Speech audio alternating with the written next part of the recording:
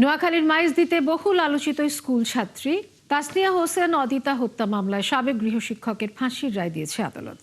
একই সাথে আসামিকে 50,000 টাকা জরিমানা করা হয়েছে। দুপুরে নোয়াখালীর নারী ও শিশু নির্যাতন দমন ট্রাইব্যুনাল 1-এর বিচারক জেলা ও দায়রা জজ মোহাম্মদ খোরশেদুল আলম শিকদার এ রায় দেন। ট্রাইব্যুনালের পাবলিক প্রসিকিউটর সেলিম শাহী জানান, 2022 সালের 22শে সেপ্টেম্বর নোয়াখালী পৌরসভার লক্ষ্মীনারায়ণপুর এলাকার জাহান মঞ্জিল থেকে অদিতার রক্তাক্ত মৃতদেহ উদ্ধার করে পুলিশ। তার গলা, হাত ও পায়ের রগ কাটা ছিল।